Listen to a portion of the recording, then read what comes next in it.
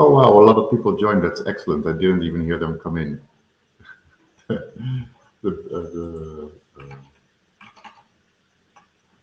This is great. I think we're waiting for a couple more people, but great to see you all here already. Let's give it a couple more minutes.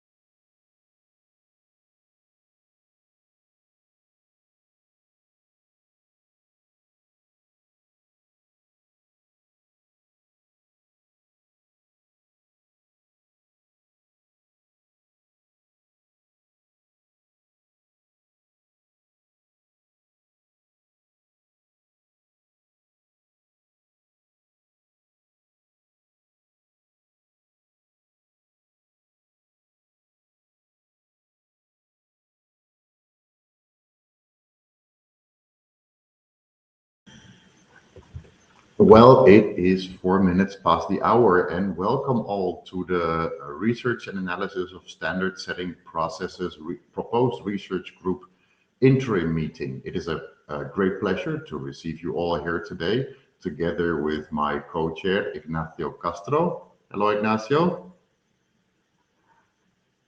Hi, everybody, and thank you, everybody, for making the time. What we aimed to do during this meeting was, because we had such a jam-packed session during the last IETF, we thought we have a bit of more of a concrete work session to see what we can converge on and how we can make the most of this proposed working group, and then also ensure that with this proposed working group, we're bringing together researchers, but also ensure that our research is as beneficial as possible for the community, and so that we can try to connect needs and demands. And it's great to have you all here. So really hope to have this session as interactive as possible, and not as presenter listen style as we had during the last meeting. So to do that, we set up a preliminary agenda. So let's do some agenda bashing. But before we go there, is there anyone who is interested in note-taking? Any volunteers?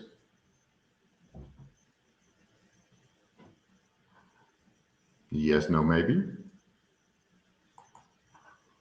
Okay, then we will try to do it, and try to do it as then we'll try to do it from the recordings as well. Good. So let's continue. Let's go to some agenda bashing. You see on the screen a preliminary agenda that was set before, that was shared with you all before. Do people have any things they would like to add to the preliminary agenda.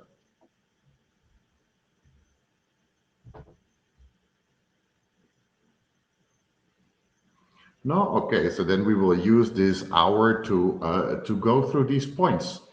And the first of it is that we go through a list that we as chairs went through a list of research questions that different projects have asked and that people have been shown interest in the past. This is not meant to be a full list, but it will be very curious to hear what other things you are interested in either researching or having being answered by researchers. So what we're now looking at is topics that are trending per standard development organization, area, or working group, to understand what hotly debated drafts, email threads, and words are, to understand who are the main people, how long people stay engaged. And this should give you an idea of what we have already looked at, because you can already see here below linked to some technical implementations, how they've been analyzed, and what we could try to make more accessible through a dashboard potentially in this research group. But maybe we could also just write papers about it. So I'd really like to have an interactive discussion to understand what research questions you have of IETF, working group, or area data, and what you'd like answered.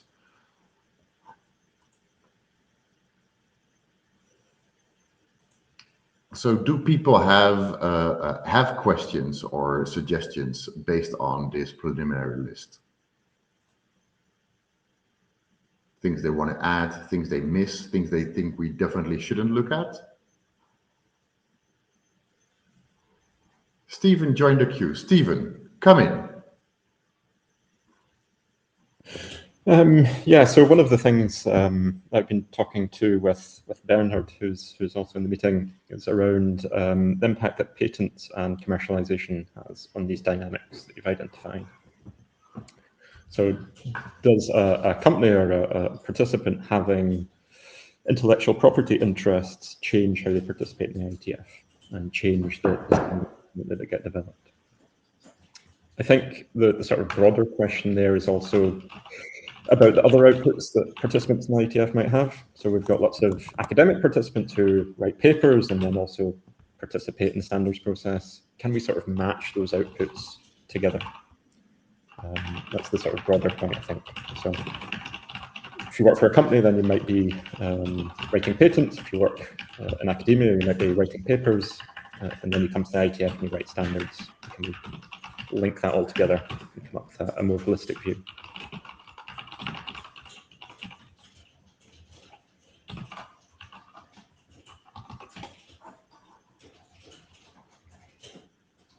That's super interesting, Stephen. Thanks so much for the suggestion. I've also added one thing that you haven't said, but so I added, so I wrote it as influence of non-standard documents on standard setting processes such as patents, research papers, and public policy documents. Yeah, I think that will make sense. That's nice. That's nice. And would you think, do you think would be the best way of gathering those documents? Do you think that would be more ML style, or do you think we would select them from particular databases? So there are particular databases out there that have this. There's different databases of patent applications, for example, that are fairly accessible. I don't know about the public policy document side of things, but academic papers, it should be relatively easy to crawl for those and to link them together. But yeah, there are other data sources that I think can be brought in. Perfect, super interesting. So just my sort of final point on the sort of patent side of things, commercialization side of things, is do the different governance models that the different SDOs have alter that dynamic, right? So the IETF, for example, has a stated strong preference for standards that are free from intellectual property claims. Does that alter how people participate in the type of standards that are developed? Would be my point. Well, that's definitely a very interesting one. I think Justice Barron would also definitely be interested in it. But if we can show that, that would be very interesting. So the policies vis-a-vis patents change dynamics. Yes, there has been a little bit of work done in economics looking in the influence of patents in the participation of standardization forums. Yeah, there is definitely more that can be done.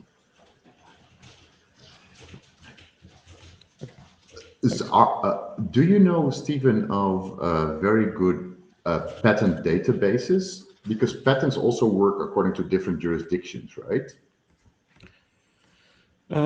Yes. So there's something called PatStat. I'll pop a link into the chat, which is for European patents, and I think there's equivalent databases for the US and other jurisdictions. Cool. And they are all machine readable, so we don't need to OCR them, because in the past I've also seen like patent databases with like just piles of documents of unstructured data. I think they're machine readable. A few of them have APIs. Bernard's in the queue and knows much more about it than I do. So. Well, then please come in. Bernard.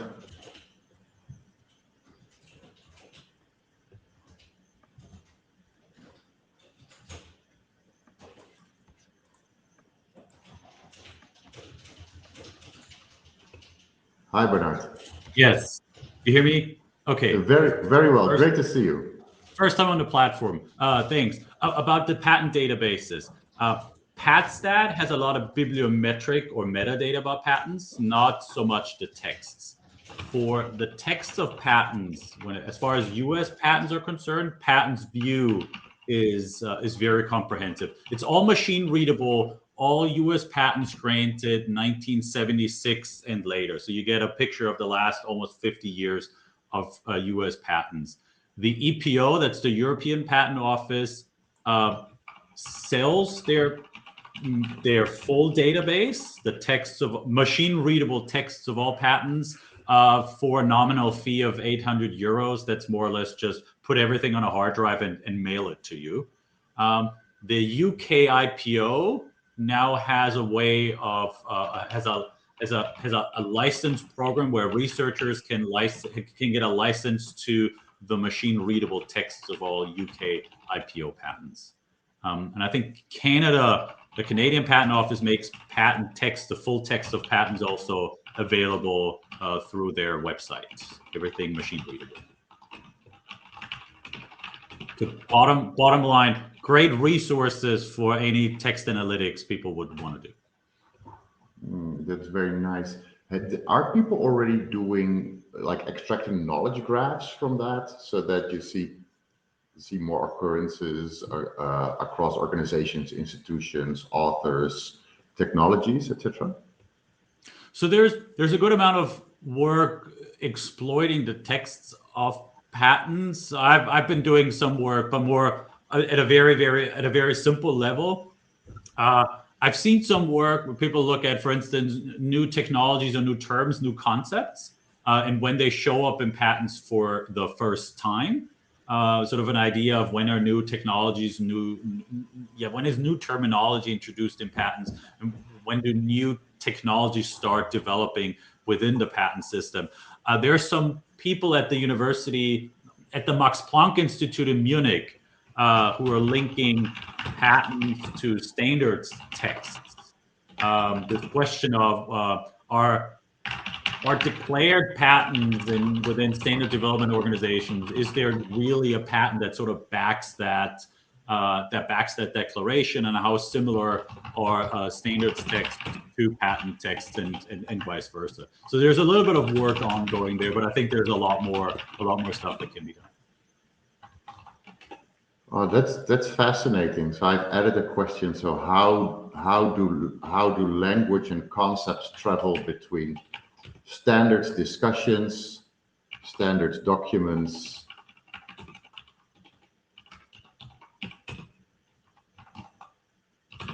and patents?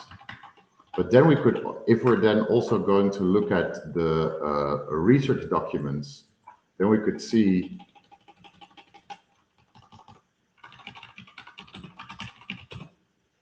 where they, how concepts travel, and then you could make an argument about where innovation happens, right? Where you see it's first patented, it's first in research. That's super interesting. That's super good work. And you're already doing work on this, Bernard? A little bit. So in a paper that we wrote a few years ago, for instance, we looked at how often which types of IETF drafts are cited in patent documents. So patents have two different types of citations. They cite other patents when the invention in a patent builds on some other patented invention. You're forced to cite another patent. But there's also a category non-patent literature references. And a lot of patents cite IETF drafts. And for a paper, we were curious to see sort of how many IETF drafts and RFCs, so just both the individual versions of the IDs and eventually the RFC, how many are cited in patents, and how often they're cited in patents. We were interested in a bit of impact, of technological impact, or patent system impact of IETF documents and IETF work product. That's fascinating. That's really cool work. Yeah, we should definitely have that. Maybe have you try to convince you to present something in the next meeting when we're focusing less on discussion. This is great. Ignacio, can you hold a look at the chat, because it's for me a bit hard to do everything at the same time. I see Colin is in the queue. Colin, please come in. Hello. So can you all hear me? Very well. Great to see you all. Excellent.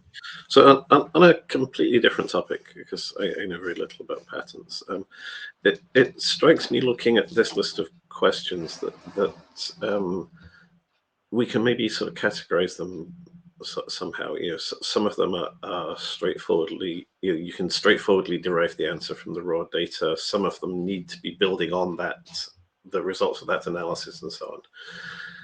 And I'm wondering if it makes sense to sort of think about the sort of levels of analysis needed to sort of make sure we can get a sort of an initial sort of categorization of the data, and then build up the level of abstraction of the questions we're asking.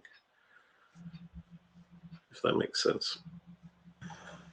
Just to make it clear, would you be interested in a categorization of the data, or of the questions, or all of the questions? Yeah, I mean, some of them, I mean, you know, sort of not distribution of emails, you know, how many emails are sent per day and that sort of thing, are very straightforward to derive from the data with very little analysis. Others, you know, things like sentiment analysis and so on are a lot more complex to build, and some of these questions you need to answer the earlier ones before you can do the later ones and so on. So maybe sort of thinking about how to structure the work so we're not all just redoing the sort of baseline trivial analysis, and we can move on to the more interesting questions sort of relatively quickly. Might be a useful exercise. Yeah. That's a great suggestion, Colin, and I think there's definitely a lot of categorization that can be done here. I'd also be super curious to hear from others which question they'd like to see answered. So this is almost like a tell us what you want us to research, and we can try to get you the answer, or try to get people to get you the answer, and in what way you'd like to have it. I see we have luckily some great people from leadership present. What would you like us to research for you? Because else we'll go off and write and do our own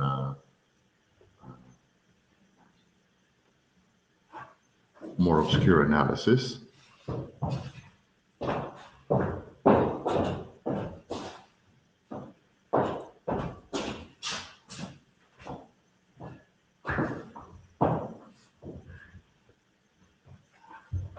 Mirja, please come in.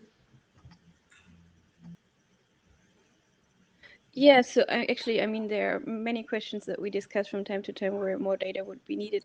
But something that we discussed lately was kind of understanding who our active participants are, like what they are doing, how they engage, and who they are, basically. That's kind of maybe one thing that would be interesting for us.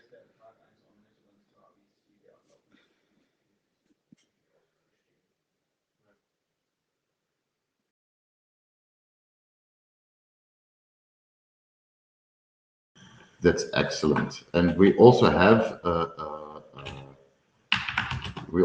some preliminary analysis on how long they stick around.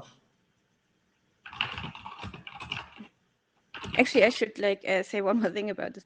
So we have some numbers about people who engage in mailing lists and come to meetings and whatever. But this is a very broad set of people, right? Some of the people just come to a meeting and they monitor and they might not actively work or whatever. So we would be definitely interested when we are talking about like anything that's related to meeting organization, about what are the different needs of different group of participants. And so there was this question about what is actually an active participant. I mean, we don't have a clear definition of this, but there clearly is like a smaller group of people which are very active in the IETF. And like figuring out who they are, or even how to even define that, would be interesting. So maybe going back to one of the things that Colin said before, whereas most of the work that everybody's doing is done by looking into the mail lists. One thing that could be done is that the IETF collects surveys and other data that could be exploited and potentially linked. So maybe one thing to consider would be what of that information, what of that data could be released maybe in a more anonymized way, so other people can try to tackle the questions that you were just mentioning by linking together those pieces of data.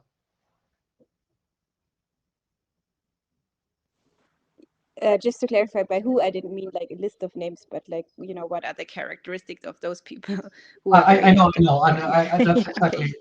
yeah, that's exactly what I mean. So, for example, if you are trying to look at the very active participants, that's relatively easy because they're very active, right? So they have a lot of emails.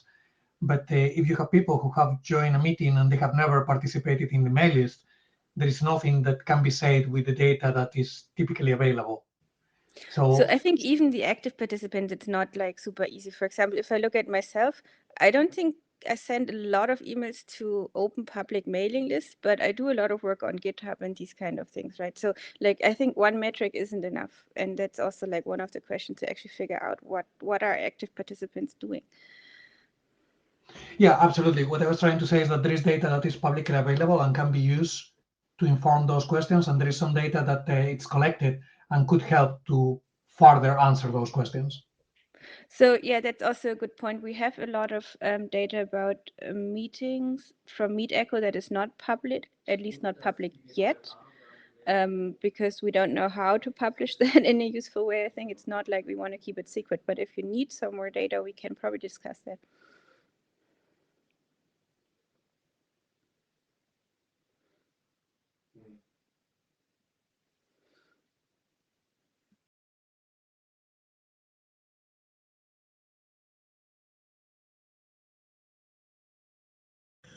Very interesting. That's a great question. Something that we can definitely work with.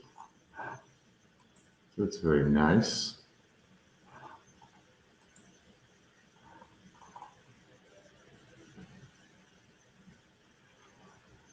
I see that Sebastian in the chat asks whether there is a list of GitHub repositories associated with the IETF and the IETF working groups.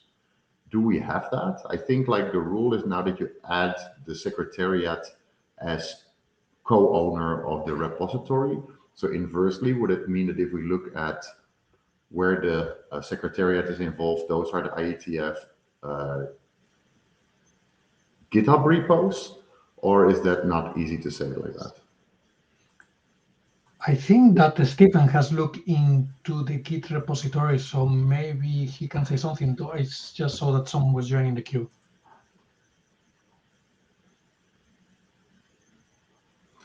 Yeah, Rich, come in. Yeah, Yes, the requirement is the secretariat has to be a co-owner of any group. There is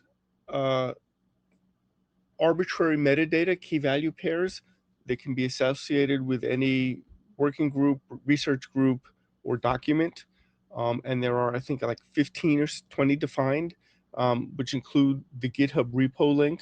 So it's easy, relatively easy. If you have access to the data tracker, say like you've cloned it and you're running it locally, you can make SQL queries that find everything that's got one of those resources available. I don't think it's available through the API.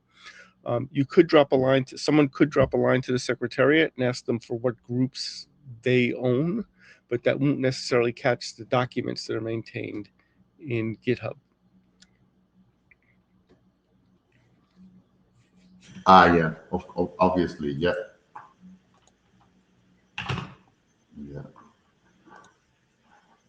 Very interesting. Thanks a lot, Rich. That's a great suggestion.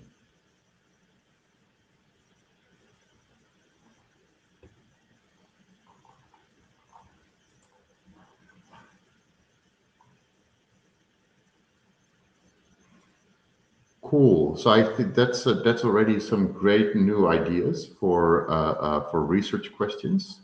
If people, I think we will try to do a bit of an initial categorization and then share it on the list, and then probably maintain it in the, and see what I'm going to do now, research group GitHub repo.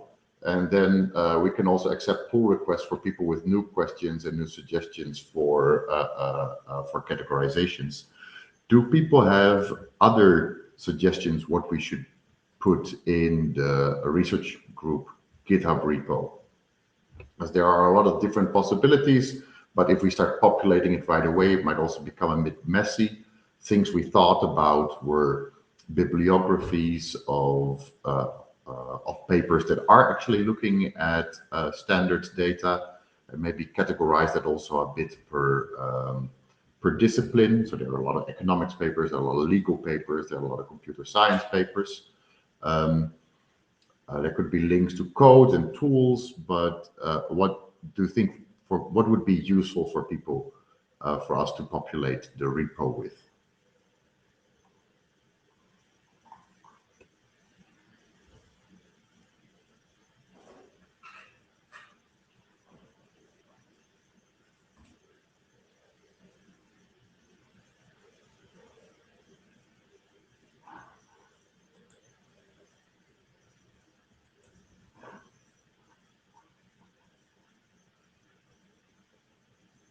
I don't see too many comments either in the chat or hands up, so I think people are okay to see how we're going to populate the research group GitHub repo.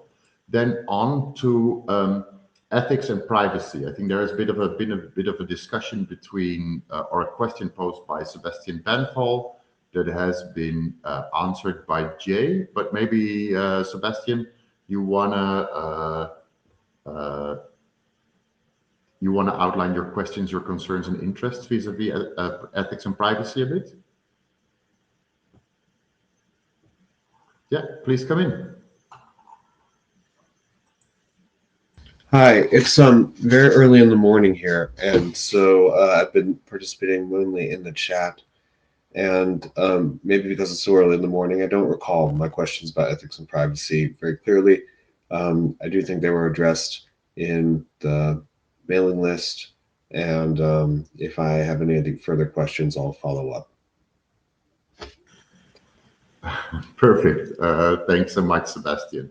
So I think the answers by Jay were pretty clear. For our work, we've also done a GDPR analysis, so under the European Data Protection Regulation. And for research, there are quite considerable carve-outs, especially if you see IETF standard setting as policymaking and has having an impact on the society in general, and see our work as research. So I think there should be quite some basis for us to do quite of analysis on this. So I think we're pretty good for ethics and privacy. Have other people who have done research on IETF standards, documents, and mailing lists come across other things in their institutional review boards of their projects?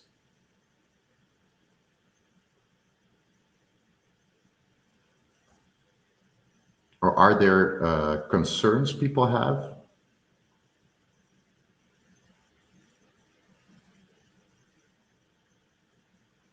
Luckily, we also have Colin. Please come in.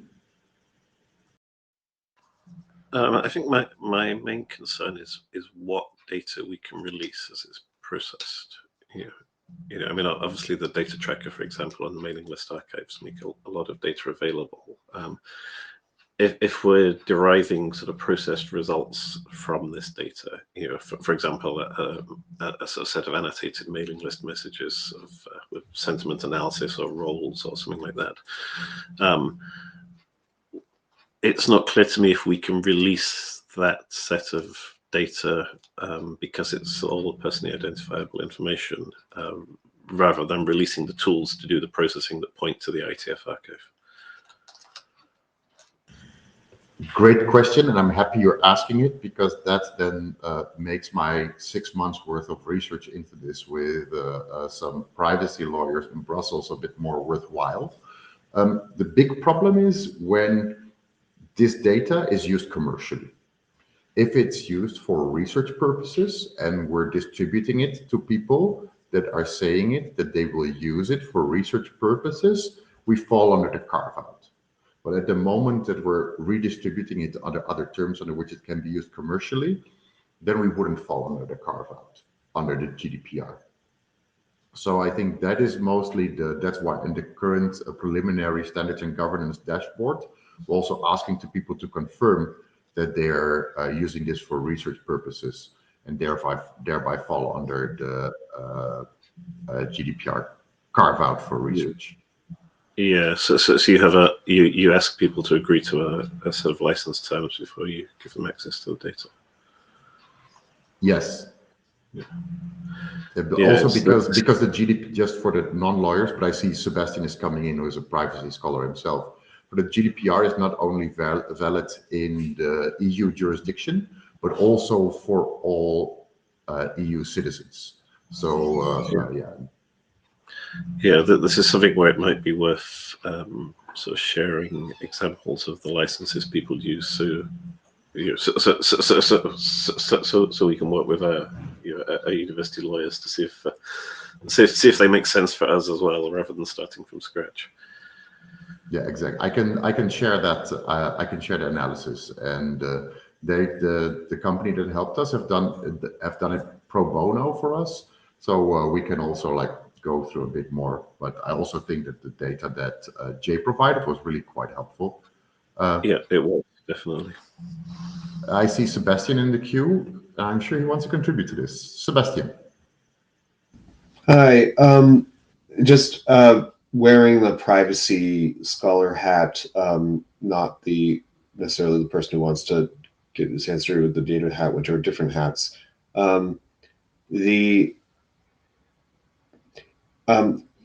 My understanding now is that there's a particular purpose restriction for the use of the data according to the GDPR, which is the purpose of sort of public interest research. My understanding is that the IETF privacy policy talks about the publicity of the data, primarily, saying that the data is public, and it has some language in it about using it for the particular purposes enumerated by the privacy policy, which is, I think, boilerplate language. But those purposes are not actually enumerated in the privacy policy. Instead, the publicness is declared in the privacy policy. And this is a slight discrepancy between, say, European standards of privacy regulation and, maybe Anglophone American versions, where even if something is public in Europe, it can still be purpose restricted because you need a legitimate basis for processing. And I think that's what my question was about before. So one thing that would make things extremely clear would be if the privacy statement said something about the purpose of the data being released is for research purposes, but I don't think that actually that's what the intention of the IETF. So, so to some extent, it's a matter of clarity within jurisdiction, but maybe there is actually a point of ambiguity here that should be followed up on. Thanks so much, Sebastian. And I see Jay is in the queue, who is probably gonna clue us in. Come in, Jay. Thanks. I've discussed this with the lawyers a number of times, and there isn't a discrepancy in the privacy statement. There isn't like a missing list of purposes. The purposes are there. They're just not. They're written in a way that is different from the way we might sometimes see it in European things, where it says, we will use it very specifically for this, this, and this. But the purpose is there clearly. That it is about operating in an open and transparent fashion, and it is about that we're going to make it public to do these things, and that we're going to, just as it says there, it's about that. And so it's very, very, according to the lawyers, multiple different lawyers, GDPR experts and other things, this is a very defensible, no gaps, missing privacy statement. We didn't, we haven't drafted it internally. This has been drafted by lawyers. The other thing, though, to note is that it does, rely on the public interest carve out as well, about the public research part of things for that. And there's no attempt in here to talk about things that go beyond that. So, like your discussion about commercialization of any data or something, that's not what the IETF does. So it doesn't need to say, that talk about that in that type of way. If there are specific can we do this type questions, I'm always happy to go and get advice on those. But redoing this privacy statement is an exceptionally complex thing to do, because there are a number of people that have to be involved in negotiations and all of those kind of things, and because of the level of legal advice we've got about it and other things. And just because we regularly get some small challenge or something like that, people have to look at it. So I'd rather not attempt to do that. If somebody would like a better explanation of how that the European way of saying these are the purposes and listing bullets relates to this, I'm happy to go and ask someone to produce that a bit. But I don't think there's a discrepancy here I particularly need to fix.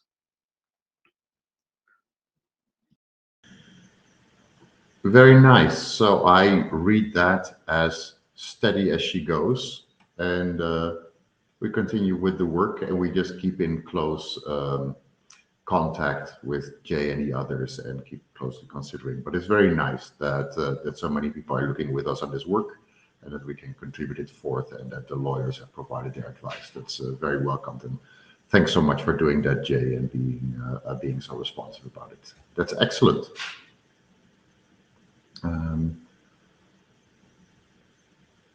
So then I wanted to go a bit to Stephen and Sebastian, just to head to the exploration of possible joint work, where we currently are and what possible next steps are, and how we as a community can contribute to that.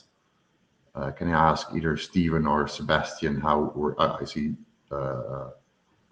how work is progressing and how we can contribute to it? How is the author recommendation work going, Stephen?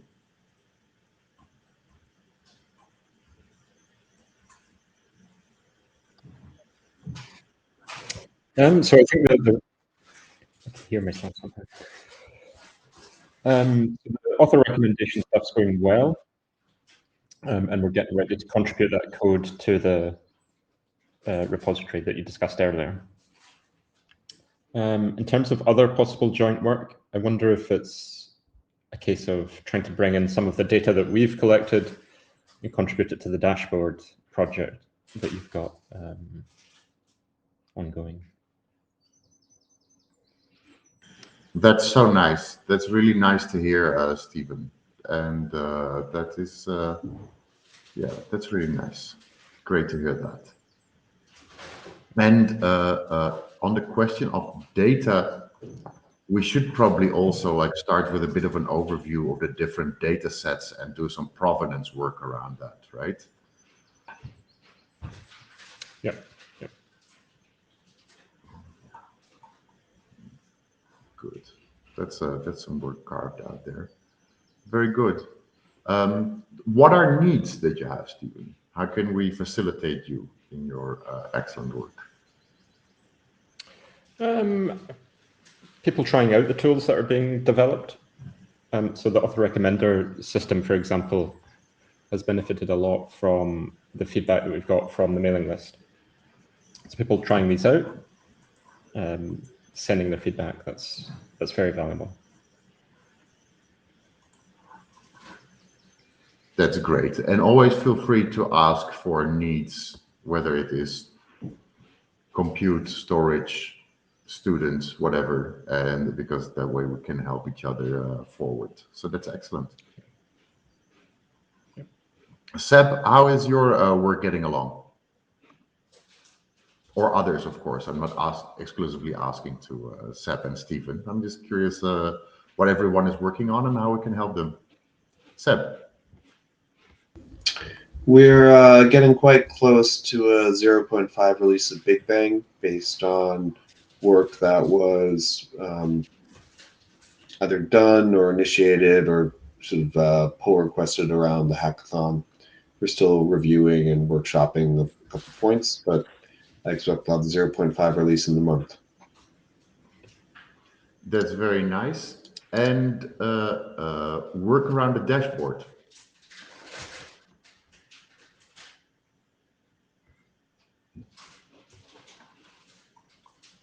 Sebastian?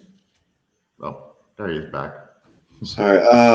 The dashboard, there hasn't been much work on it since on the code since the hackathon, but we have been looking at sort of partners and sources of funding to work on that more fully. So there's progress on that front. Okay, that's great. I don't think we currently have a hackathon planned for the IETF in San Francisco. Are there people interested in doing a hackathon at the San Francisco meeting, or we're going to skip one and then focus on Prague after that?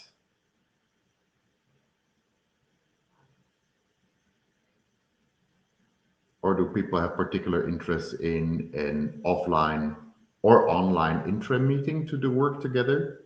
I'd also totally be up for that.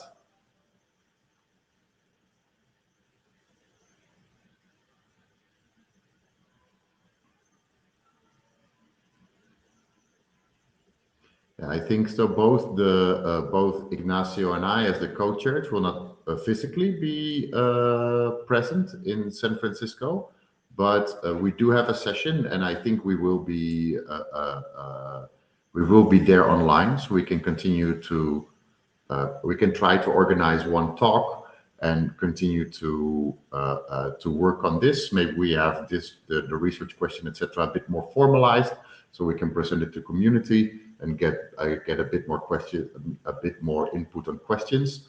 I also know of more projects such as Michael Welzel, who has been working on this, but I don't see him in this meeting. So it would also be really nice to get their papers and tools and students plugged into this work, so that we can continue around the community building and bring joint work forward. And maybe we can then also do some work and some presentations on the data sources that we've done.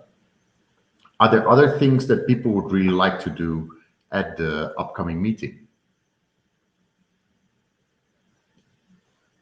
And they would like to help us organize? Are there particular speakers from the standard study that you'd like to see, or particular topics that you'd like to see covered? Would you like to see short paper presentations? Would you like big grand visions, or do you like more these working style meetings, or a mix?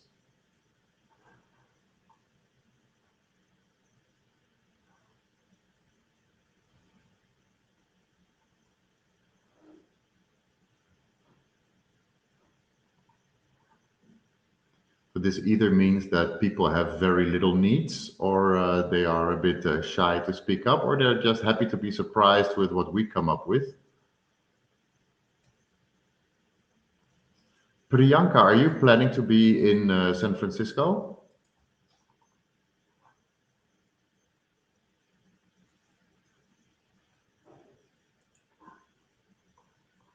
No, okay, yeah. So I think we'll be missing quite some people doing the work in San Francisco, so that one's probably going to be virtual. And then we'll see, then we'll probably have another interim work meeting to keep the finger on the pulse and continue the work that we're doing and move things forward. Colin. Yeah, I'm wondering if it makes sense to meet in San Francisco, given the number of people who are going to be remote, or to free up an agenda slot and have an interim sort of just before or just after.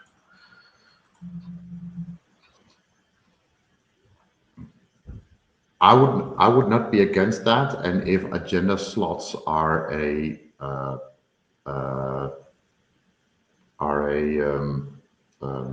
scarce commodity, I'd be happy to do that. One of the downsides with it is that we would get a bit less visibility of the ongoing work, and we do want to attract people and their questions. So, but maybe we could also find other ways of doing that. What are your thoughts about that, Colin?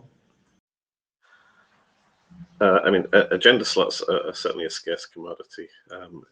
If there's if we can make a good use of the meeting, if there's someone who will give an interesting presentation, then yeah, absolutely, you should use the agenda slot. If it's just going to be a working meeting with the current set of people, then that can perhaps be done in a better time zone to a different, not necessarily during IETF week. Maybe we can make it a decision for a few days to decide, depending on whether we have such presentation or not. And if we don't, we could go and follow and do as you suggest, and maybe have an interim meeting after at a more workable time zone. Definitely not opposed to that. Do people have other ideas, suggestions, or comments vis-a-vis this topic? Meet or not meet, meet online, meet in person?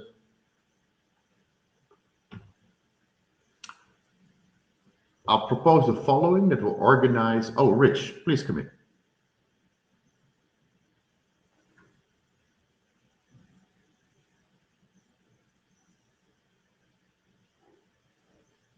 Feel free to come in, Rich, anytime.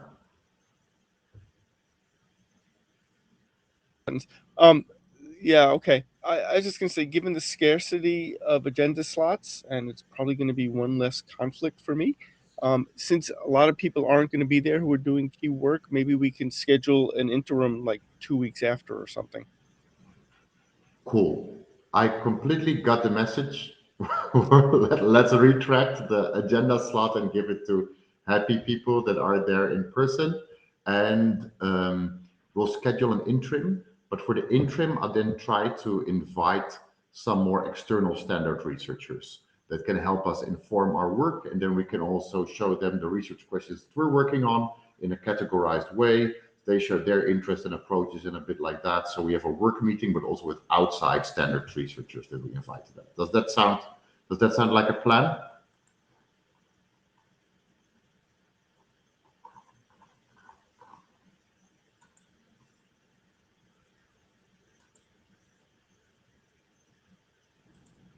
Yes, I think that's a good plan.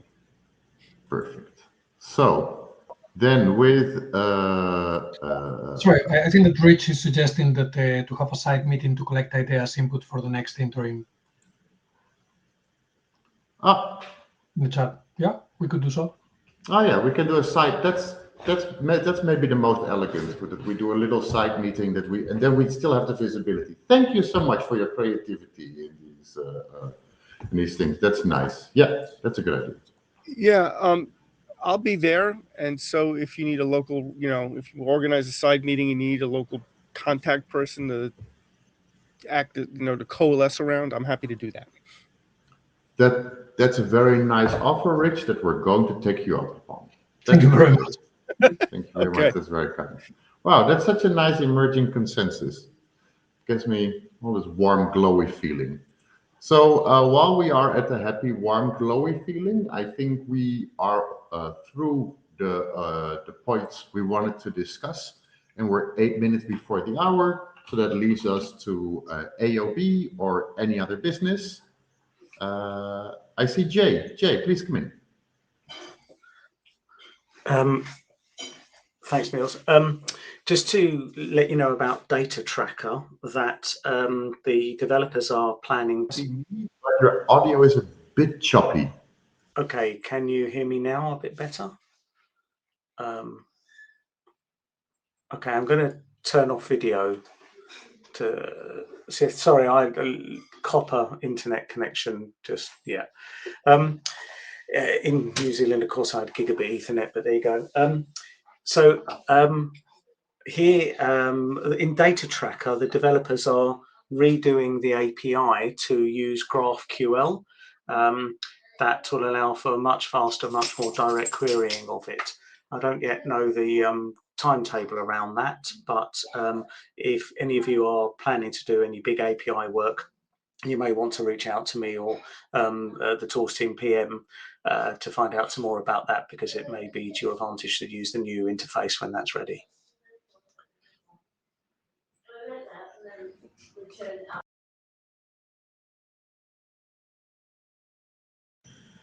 That's very useful. Thanks so much for flagging that, Jay, and we'll definitely take it into account and bring it into the notes. Just to follow up on that, Jay, is that going to deprecate the existing API or just add an additional API? I don't know, Colin. I would have to ask to find out about that. I don't know.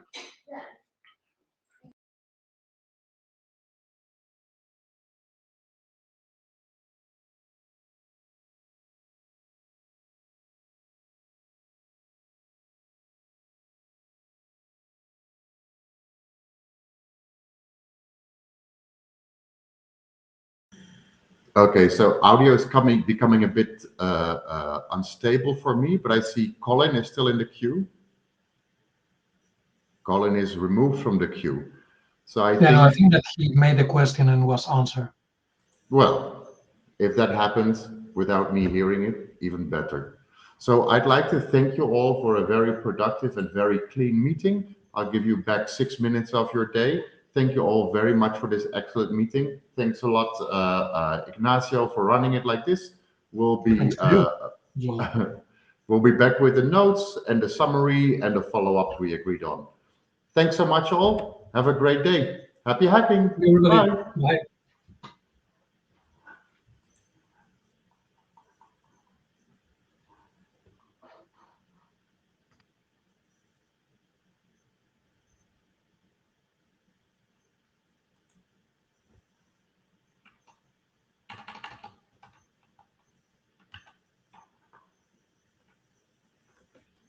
So let me go to the IETF meeting request tool.